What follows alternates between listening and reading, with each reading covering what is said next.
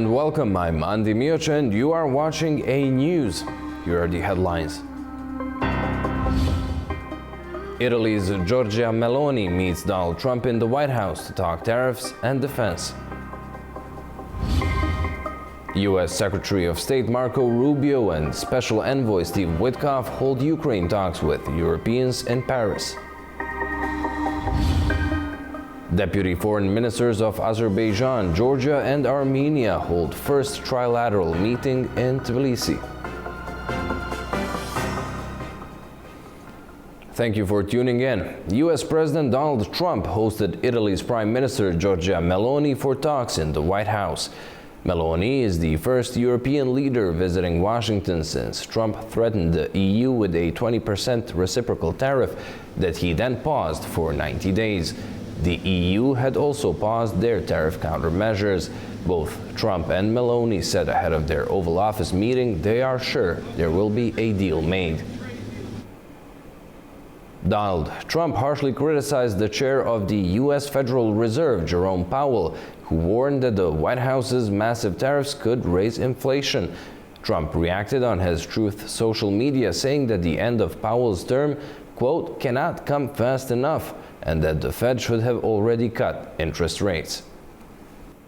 NVIDIA's boss, Jensen Huang, is in China, where he vowed to make every effort to serve the Chinese market in the wake of new U.S. chip curbs. Huang reportedly met with China's Vice Premier, the head of the China Council for the Promotion of International Trade, as well as the AI company DeepSeek's founder.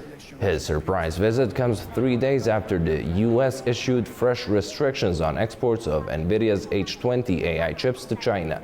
The chip was specifically designed as a lower-powered version that would comply with Biden-era restriction on sales to China.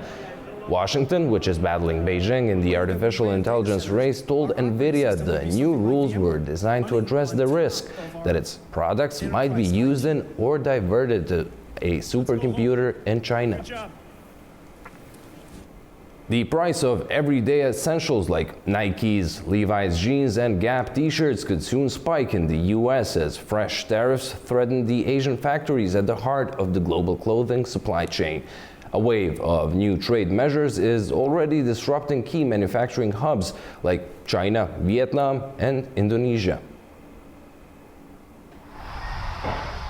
The American consumer may soon feel the pinch as new tariffs reshape global trade dynamics. In 2024, China, Vietnam, and Indonesia accounted for 95% of all Nike footwear production, a staggering concentration now under threat. The U.S. has already slapped significant tariffs on Chinese goods, while Vietnam and Indonesia face 10% tariffs that could rise by July unless new trade deals are reached. Vietnam is particularly in the spotlight, suspected of being an indirect entry point for Chinese goods, either through rerouted shipments or by incorporating Chinese components into exports. This has placed Vietnam and companies dependent on its supply chains, like Gap, in a precarious position. Gap shares have dropped 14% since President Trump's tariff announcement on April 2nd. Nike has seen a 14.7% decline, and Levi's stock is down 10.6%. But the impact doesn't end with fashion. Technology companies are also deeply connected with Chinese manufacturing. Nearly 90% of gaming consoles sold in the U.S. from Sony, Microsoft, and Nintendo are assembled in China. Apple continues to outsource most of its assembly operations there. NVIDIA, a leader in AI and graphics technology, relies on Chinese components and contracts Taiwan Semiconductor Manufacturing Company to produce its chips. Meanwhile, American agriculture is bracing for another hit. During the first U.S.-China trade war from 2018 to 2019, U.S. farmers lost billions in revenue. Now, history may repeat itself. Analysts warn that about 15% of U.S. farm exports went to China in 2024. with the soybean industry especially vulnerable as China remains its largest buyer. As tensions rise and stock prices tumble, the economic impact of these tariffs is set to ripple across multiple sectors, from the clothes we wear to the tech we use and the food we grow. As the U.S.-China trade war persists, Beijing is leveraging a powerful economic weapon beyond tariffs: its near monopoly on rare earth minerals. These critical resources are essential to U.S. military hardware and high-tech industries, and China's grip on their supply could threaten Washington's reindustrialization goals. While tariffs remain a prominent tool in the ongoing US-China trade war, China is now flexing its control over global supply chains in a way that could have far-reaching consequences. Beijing controls nearly 70% of rare earth mineral extraction and an overwhelming 90% of processing worldwide, giving it significant leverage over industries critical to US national security. In contrast, although the US is the world's second largest producer of rare earths and has the seventh largest reserves, it remains highly dependent on Chinese imports. Recognizing this vulnerability, the Trump administration notably excluded critical minerals from its reciprocal global tariffs, signaling their irreplaceable role in US supply chains. These rare earth elements feed directly into American defense and technology industries. Dysprosium, for instance, is essential to the electric motors that power the advanced F-35 fighter jets. It's also used in electric vehicles, drones, robotics, and touch screens. Yttrium, another restricted element, is vital for jet engines, high-frequency radar, and precision laser systems. Beijing recently imposed restrictions on 7 rare earths, directly challenging the US's access to these inputs. This strategic maneuver allows China to dominate upstream supply chains, even as the US attempts to block China from accessing downstream technologies such as advanced semiconductors. In short, while Washington seeks to isolate China from next-gen chip production, Beijing is reminding the world it controls the materials needed to build them in the first place.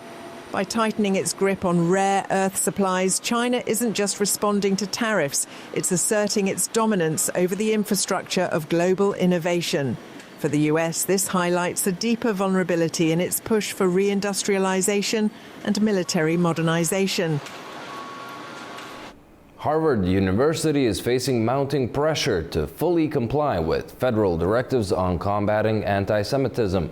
The Trump administration has frozen $2.2 billion of federal funding to the college and threatened to revoke the school's ability to enroll international students. Harvard University is being accused of fostering a hostile environment for Jewish students. That's according to Homeland Security Secretary Kristi Noem, who is demanding records by the end of the month on what she called the illegal and violent activities of foreign student visa holders. It's after pro-Palestinian protests on the campus. Trump casts the demonstrators as foreign policy threats who are anti-Semitic and sympathetic to Hamas. The Trump administration is threatening to ban the school from enrolling international students and has frozen $2.2 billion in federal funding if the demands aren't met. Harvard says the university stood by its statement earlier in the week to not surrender its independence or relinquish its constitutional rights, while saying it will comply with the law. Some students support the university's stance. It was great for Harvard to reject the asks. And, you know, I applaud them for it. A lot of my friends applaud them for it. But it wasn't surprising, and there was a little bit of disappointment in seeing the response that the university gave to the administration of, like, we're still willing to negotiate and work with you, which is difficult and just indicates how much organizing and relying on your support groups matters in these times.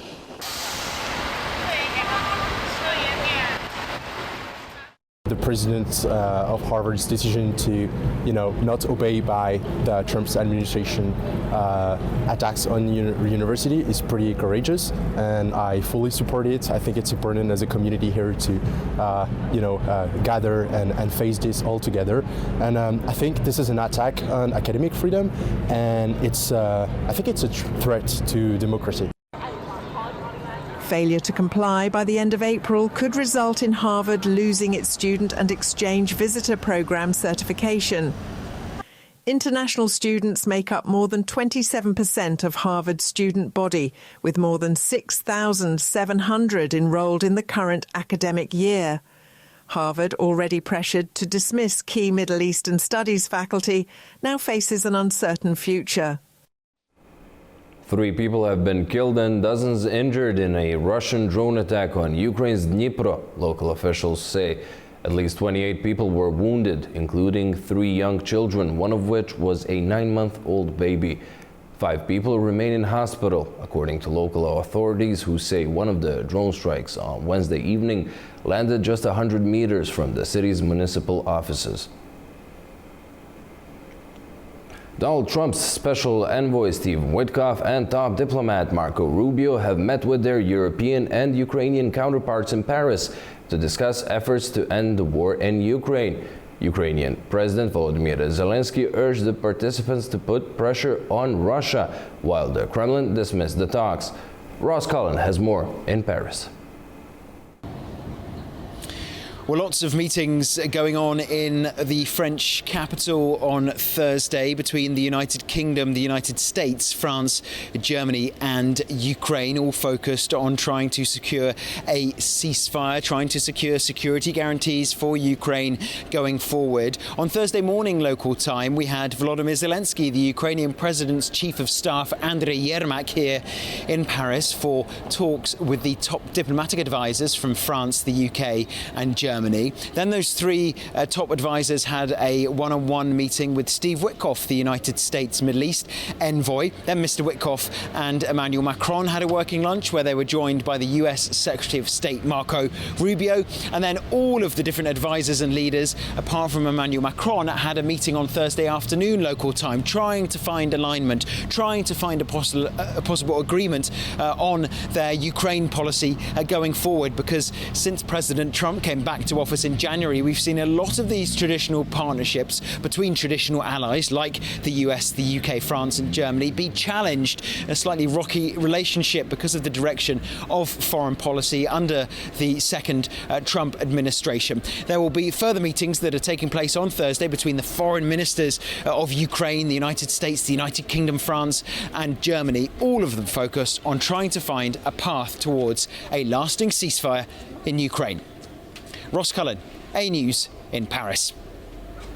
As the war in Ukraine rages on, EU member states and the bloc as a whole are ramping up defense spending, trying to find ways to strengthen and train their militaries and prepare for any future security threat. However, some face problems with recruitment and outdated technology. Finland isn't prepared to defend itself from Russia. That's the warning coming from Finnish fighters on the front lines in Ukraine. Many of them completed their military service in the Finnish Defence Forces, often training in the Pori Brigade, a unit known for preparing soldiers for international missions. But on the modern battlefield, they say that training is no longer sufficient to protect either Finland or Ukraine, as it feels outdated. They've seen real combat. And according to them, what they learned back home doesn't match what war looks like today. The Russia-Ukraine war has intensified the need for stronger defense in Europe. European countries are confronting significant challenges in modernizing their defense capabilities, particularly in the absence of robust US support. Despite increased defense spending, many European militaries remain reliant on outdated equipment and fragmented systems, hindering their ability to respond effectively to contemporary threats. The decline in military readiness is also evident in the reduced number of active personnel and equipment. Since the end of the Cold War, European armies have seen significant reductions in manpower and hardware, leading to diminished operational capabilities. For instance, the combined number of main battle tanks among major European powers has decreased substantially, impacting their ability to conduct sustained ground operations. In response to these challenges, initiatives like the European Commission's Readiness 2030 aim to bolster defence capabilities through increased investment and collaboration. However, without addressing the underlying issues of fragmentation and outdated systems, Europe's ability to defend itself independently remains uncertain. The Readiness 2030 plan is crucial. It provides up to 800 billion euros of defence investment possibilities for the member states. And this means, for example, joint procurement with Ukraine in the European Union, but also in the Ukrainian defence industry. It's strengthening the defence industrial base of Ukraine. And of course, we need also a credible deterrence and defence posture in the European Union. And thus we have to develop our own defence industrial base too. A critical issue is the lack of interoperability among European forces. Unlike the United States, which utilizes a streamlined array of military platforms, European nations operate a diverse and often incompatible set of equipment. This diversity complicates joint operations and logistics, making coordinated defense efforts more challenging even as the threat grows. Although countries like France, Germany, and the UK possess formidable military forces, a lack of coordination and integration between European nations has led to fragmented defence capabilities, ultimately diminishing their collective strength in the face of growing global threats. We have to hope for the best, but prepare for the worst. And so, my wish is for the Americans to be engaged by our side. And my wish is for the Americans to provide support or even active participation in all of this. Because it is good for their European allies, it is good for NATO, it is good for all of us. But we have to prepare for a situation in which they will not be with us. We have to prepare for both cases. Germany has set ambitious goals to increase its defence capabilities, but the Bundeswehr saw its personnel numbers drop by 1,500 in 2023. Although Germany plans to expand its military by 2031, recruiting soldiers remains a significant challenge. We have seen how the negotiations have gone so far, and that Russia has always added something afterwards. This shows very clearly that Russia is currently not interested in real peace. That makes it all the more important that we insist on a ceasefire, that it is possible, and that it is linked to the immediate cessation of attacks on infrastructure, for example, and that more opportunities for a good future for Ukraine can arise from it, especially for a fair and reasonable peace. In the UK, recruitment is also struggling. In 2023, the British Army failed to meet its recruitment goals, with a deficit of nearly 6,000 troops. The UK Ministry of Defence has been actively trying to improve recruitment, but the number of people joining the army continues to fall short of what is needed. Many European armies are also grappling with more practical challenges, such as unappealing pay and poor living conditions for recruits. As a result, EU countries are facing significant challenges in maintaining a robust military force. European Commission President Ursula von der Leyen recently addressed this shift in approach. The future of Europe's defence capabilities will depend on how effectively nations adapt to evolving challenges and shifting priorities. 5 European NATO allies, the Baltic states, Poland and Finland, are withdrawing from the landmine ban treaty known as the Ottawa Convention. They are ditching the ban on anti-personnel mines, citing threats from Russia. The decision by 5 NATO member states to begin withdrawing from a landmark treaty banning anti-personnel landmines has raised concerns among humanitarian and disarmament organizations. The move came ahead of a key United Nations meeting in Geneva aimed at bolstering global efforts to eliminate the use of explosive ordnance. Poland, Lithuania, Latvia, and Estonia issued a joint statement in March, indicating plans to exit the 1997 Ottawa Treaty, citing regional security concerns. Finland followed with a similar announcement shortly thereafter. All 5 countries pointed to shifting security dynamics in Europe as a contributing factor. The Ottawa Treaty, signed by over 160 countries, prohibits the use, stockpiling, production, and transfer of anti-personnel mines. Finland had been a party to the agreement since 2012. Ahead of the Geneva meeting hosted by the UN Mine Action Service and the Geneva International Center for Humanitarian Demining, officials warned of a potentially significant setback in the decades-long global campaign to reduce landmine use.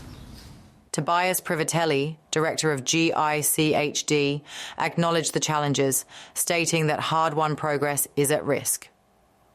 UNMAS Policy Chief James Staples noted that over 60 countries and territories, including Ukraine, Sudan, Myanmar, and Syria, remain affected by explosive remnants of war. Amnesty International Finland voiced concern over Finland's decision, warning it could damage the country's international standing and weaken multilateral legal norms. The international campaign to ban landmines, recipient of the 1997 Nobel Peace Prize, also urged Helsinki to reconsider. In a related development, Finnish defence firm Insta expressed tentative interest in exploring landmine production should national policy be amended. The company's CEO said a final decision had not yet been made, but confirmed that a remotely detonated mine is currently under development. While the United States is not a signatory to the Ottawa Treaty, it has historically played a significant role in funding mine action programs globally. Recent reductions in American foreign aid have prompted additional concerns from humanitarian actors. The three-day Geneva conference gathered international stakeholders to assess the future of landmine policy and address the humanitarian impact of explosive remnants of war. Over the last 80 years, the United States has played a leading role in conventional defense and deterrence in Europe. Currently, the U.S. has some 80,000 troops stationed on the continent. Back in February, Donald Trump's defense secretary told European colleagues that U.S. presence in Europe may not be forever. With cost-cutting measures across the federal government and Trump's rhetoric, a drawdown is reportedly likely. What if the umbrella falls? For decades, Europe relied on the presence of US troops, an archipelago of American bases stretching from the Arctic to the Black Sea. No contact forward about 4 miles. But now, with Washington signaling possible cuts, Europe faces a sobering question. Did it outsource its own defense too long? The US military operates a sprawling network of over 50 installations across Europe, each strategically placed, each playing a role that extends far beyond the continent itself. At the core of this structure are the air bases.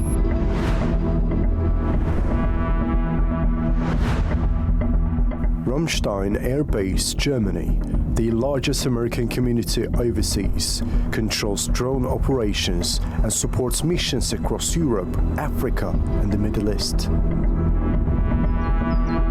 RAF, Lakenheath, UK, home to the 48th Fighter Wing, has flown combat in Iraq, Afghanistan, and Libya. RAF Mildenhall, UK, supports air refueling across the entire theatre. Aviano, Italy, hosts the only US fighter wing south of the Alps, with rapid deployment facilities for airborne troops. Incirlik, Turkey, is central to operations over the Middle East and against terrorism, though its use depends on Ankara's approval. Mihail Kogalniceanu, Romania, is undergoing a $2.7 billion expansion to become NATO's largest European facility by 2030. On the seas, the US Navy operates from several critical naval installations.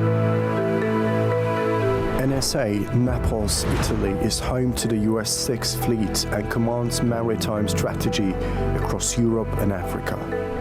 Naval Station Rota, Spain, hosts 4 Aegis-equipped destroyers for missile defense. NSA Souda Bay, Greece, offers the only pier in the Med capable of docking nuclear carriers. On homeland, the U.S. maintains robust army garrisons.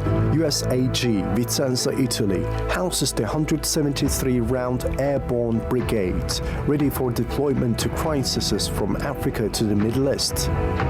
USAG Stuttgart, Germany, is the nerve center for US operations in 51 countries, home to Special Ops Command Europe. And as missile threats evolve, so too has the US response. NSF Redzikowo, Poland, and NSF de Vesela, Romania, hosts Aegis Ashore systems targeting missile risks from the Middle East. RAF Flyingdales, UK, provides early warning and space surveillance.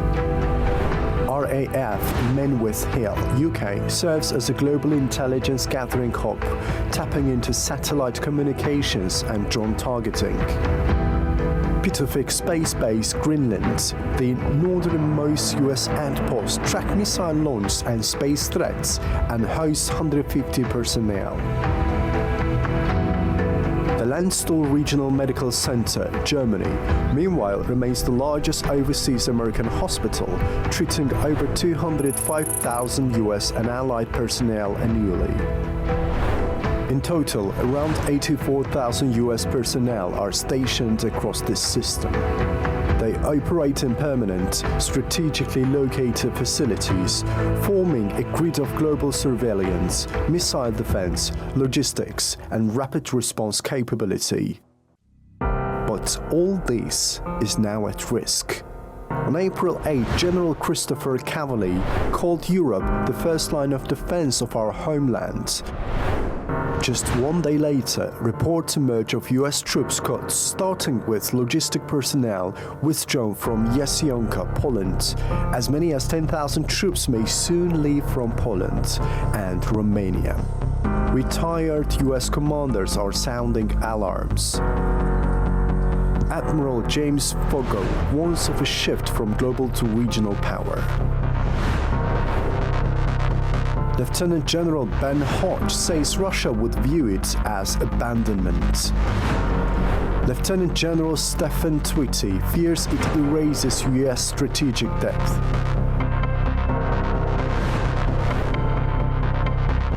But the greater worry may be this: Europe built little of its own. Despite a 30% increase in EU defense spending since 2021, the total still hovers around 1.9% of GDP, below NATO's 2% target. Europe's planned rapid deployment capacity fields just 5,000 troops, and the European Defence Fund remains modest at 7.3 billion euros.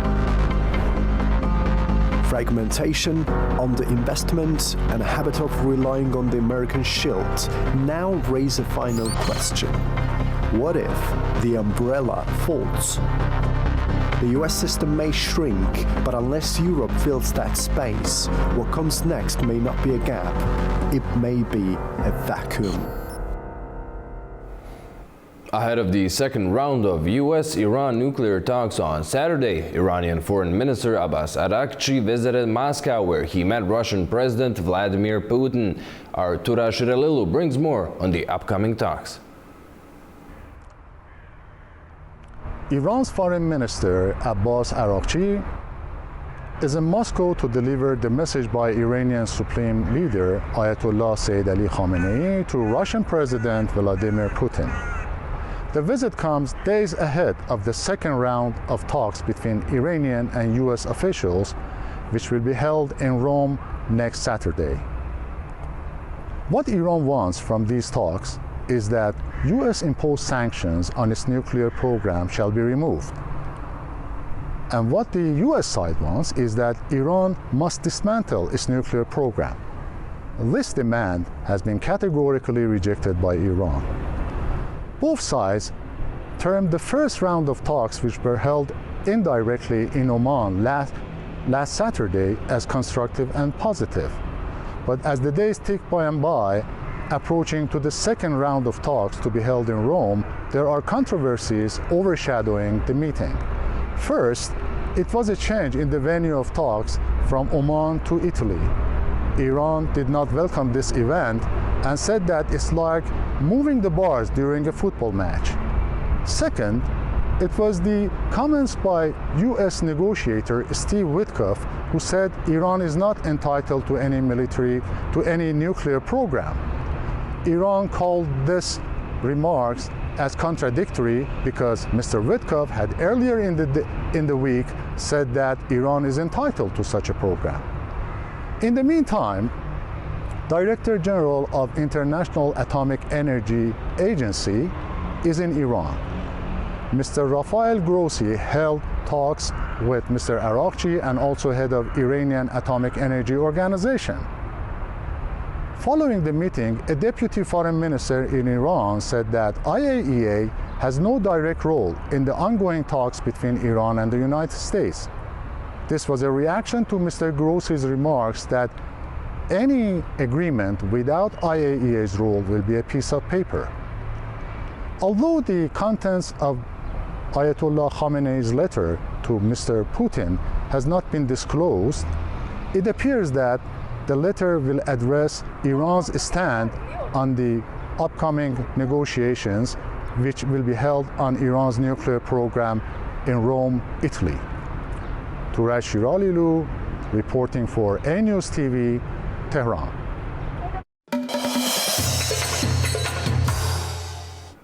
Deputy foreign ministers of Azerbaijan, Georgia, and Armenia held their first trilateral meeting in Tbilisi. Officials said this meeting could lay the groundwork for addressing common challenges and strengthening development across the South Caucasus. The talks explored opportunities in areas of shared interest with the goal of promoting long-term regional stability. Participants presented their visions for potential areas of collaboration. The meeting was described as constructive and positive, marking a first step toward building trust. Armenia's Foreign Minister Ararat Mirzoyan has said that Turkey could play a constructive role in the normalization of relations between Armenia and Azerbaijan. He noted that most of the progress so far has come through direct dialogue between Yerevan and Baku. Mirzoyan added that while other countries may assist in facilitating the process, face-to-face discussions with Azerbaijani counterparts remain the most productive approach. He also acknowledged the possibility of signing a peace agreement in Turkey, but said that the location is not a decisive factor. Azerbaijani colleagues to start consultations. Armenia is continuing to diversify and strengthen its military by deepening ties with India. A new report from the Stockholm International Peace Research Institute highlights New Delhi's growing presence in the global arms trade, with Armenia emerging as a key destination for Indian defense exports. India is steadily increasing its presence in the global arms market, offering affordable long-term defense loans and stepping into markets traditionally dominated by Russia. According to a recent report by Reuters, this strategic shift is particularly evident in Armenia, a country that had long relied on Russian military equipment as a member of the Collective Security Treaty Organization. In 2023, India appointed its first defense attaché to Armenia, signaling growing military cooperation. Data from the Stockholm International Peace Research Institute shows that between 2022 and 2024, 43% of Armenia's arms imports originated from India. This marks a sharp contrast with the 2016 to 2018 period, during which Indian arms exports to Armenia were negligible. Previously, Armenia's defense relied heavily on Russian tanks, air defense systems, and artillery. Today, Indian-made missiles, drones, and artillery platforms are becoming a more prominent part of Armenia's military arsenal. This shift comes as Russia continues to grapple with sanctions and internal economic pressures, limiting its capacity to maintain defense export levels to its traditional partners. India's growing defense outreach is supported by the Export-Import Bank of India, which provides long-term, low-interest loans to countries whose creditworthiness or geopolitical risks may prevent them from accessing conventional financing. Indian officials and industry sources say these financial tools have made Indian arms a more viable option for countries with limited budgets or restricted access to Western defense markets. According to Indian government figures, the country's defense production reached $14.8 billion in the 2023 to 2024 fiscal year, reflecting a 62% increase compared to 2020. Some Indian-made artillery shells have reportedly appeared on the front lines in Ukraine, further underlining India's emerging role as a global arms supplier. For countries like Armenia, this trend provides an opportunity to expand its military arsenal with low budget, while for India, it reflects a broader ambition to become a key player in the global defense industry using exports to countries with limitations. As Brussels promotes the global gateway strategy, Baku insists on sovereign decision-making and rejects conditional investment tied to opening the border with Armenia. The European Union's growing interest in Central Asia, long overlooked in European foreign policy, has drawn scrutiny from Baku, particularly over Brussels' recent proposals regarding regional connectivity and infrastructure. Three key developments have refocused the EU's attention on the region: Azerbaijan's restoration of its territorial integrity, Russia's invasion of Ukraine, and political shifts in the United States under President Donald Trump. Among these, Baku's full control over Karabakh has unlocked historic east-west routes, such as the corridor along the Aras River, which had been blocked for decades. In early April, European Commission President Ursula von der Leyen visited Samarkand for the first EU Central Asia Summit. Her speech lauded Central Asia as a region of proud sovereign nations and described it as the beating heart of Eurasia. She also pledged 10 billion euros towards the Trans-Caspian Transport Corridor, promoting it as a vital route for faster delivery, trade and prosperity. However, Azerbaijani officials interpreted parts of her address as veiled pressure. In particular, von der Leyen highlighted the need for open borders between Armenia, Turkey and Azerbaijan to enhance the success of the so-called global gateway. In Baku's view, such remarks disregarded existing infrastructure already developed without European assistance, such as the Baku-Tbilisi-Kars Railway and the Zangezur Corridor. These projects were launched despite, not because of, support from international institutions. Some were even delayed due to blocked credit lines. President Ilham Aliyev responded during the Facing the New World Order Forum at ADA University, calling the EU's request strange. He noted that Armenia plays no active role in the functioning Middle Corridor and questioned why Brussels was raising border issues without addressing conditions previously set by Baku. We understand their sympathy for Armenia, but they cannot ignore geography, Aliyev said. It was Azerbaijan and Georgia that built the infrastructure connecting Europe with Central Asia. Aliyev also criticized the EU's silence on Georgia and described Brussels' attitude toward Georgian domestic affairs as colonial. He warned that the EU's increasing focus on Armenia's regional role risks sidelining the real contributors to transcontinental transport development. Adding to the concern was Article 13 of the Samarkand Declaration, which stated that peace and stability in the South Caucasus were necessary conditions for project implementation.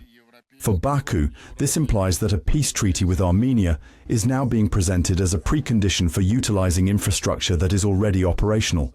Azerbaijani officials argue that they developed bypass routes independently during the occupation period and have now achieved post-conflict restoration on their own terms. Tying project success to political concessions appears, to Baku, both unjustified and out of touch with realities on the ground. While Azerbaijan reaffirms its commitment to regional connectivity, it has called for greater recognition of the work already done on the ground.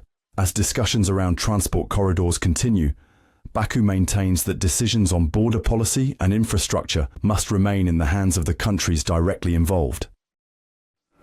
Slovenia's foreign minister Tanja Fajon visited Baku, where she met with Azerbaijani President Ilham Aliyev, who reaffirmed his country's commitment to strengthening relations with Balkan nations.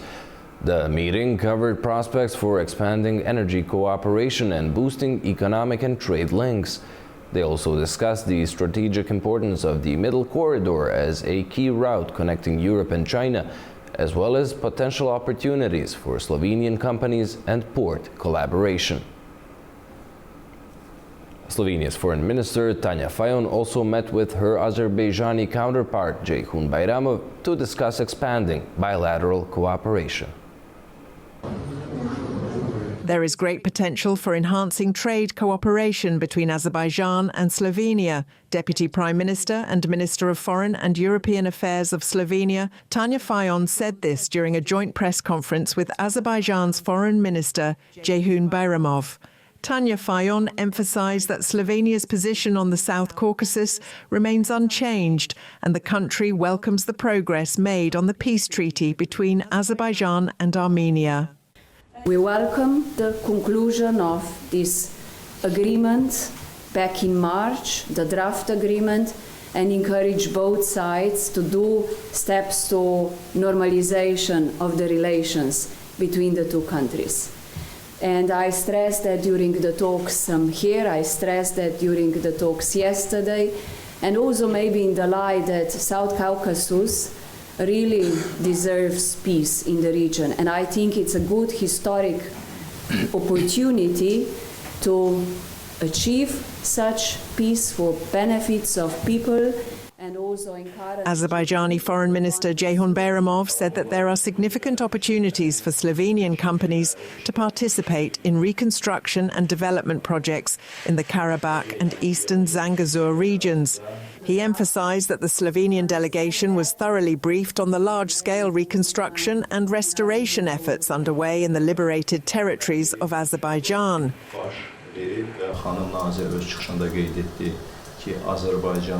In her speech, the minister noted that Slovenia has good potential in the development of alternative energy, water, and small hydroelectric power stations in Azerbaijan. As you know, several regions of Azerbaijan, especially the liberated territories, have great potential in this area. We also believe there is significant potential in the pharmaceutical sector, in which Slovenia is among the world leaders. These relations already exist. Slovenia's Krka company is represented in the Azerbaijani market. Foreign ministers also mentioned that Slovenia and Azerbaijan have been collaborating in the field of demining for many years. At the first cultural forum of the Islamic world that was held in Shusha, Azerbaijani officials spoke on extensive cultural damage in the region during the occupation period. According to the Shusha State Reserve Authority, many mosques in Shusha had been completely destroyed, with some locations now unidentifiable. They add that work on restoration is underway. The Azerbaijani State Service for Protection, Development and Restoration of Cultural Heritage says that Armenian forces had removed and taken frescoes from the walls of the Khudavang monastery during the occupation, adding that they had also used the ancient Azikh cave, one of the oldest known human settlements, as a weapons storage site. The second Central Asian Media Forum is wrapping up in Astana. Our Fariza Kalimurzina has more from the forum, gathering leading industry voices from Europe to East Asia. At the Central Asian Media Forum here in Astana, regional leaders signaled a major step toward media unity. Amid global shifts and growing geopolitical tensions, Central Asian countries are coming together to protect information sovereignty and foster collaboration. Kazakhstan announced its support for a regional Central Asian TV channel aimed at promoting objective news, cultural ties, and the region's global image. The forum also introduced key initiatives: a Central Asian Journalism Academy, a regional media award, support for creative industries, and joint promotion of local content internationally. Discussions focused heavily on digital age challenges. Speakers highlighted the media's power to shape public opinion, stressing the need for responsible practices. The risks of AI, especially deepfakes, were a major concern, with low media literacy, particularly among youth, seen as a key vulnerability. Euronews News CEO Klaus Strunz noted the difficulty of staying neutral in today's fast-moving media landscape. He called for a cooperative approach grounded in respect for national identity and shared responsibility. The forum underscored the region's readiness and need to build a shared media space as essential as political or economic cooperation. From Astana, Kazakhstan, Fariza Kalimurzina, A News. Well, that's all we have for you for now. Thank you for watching, and do stay tuned to A News.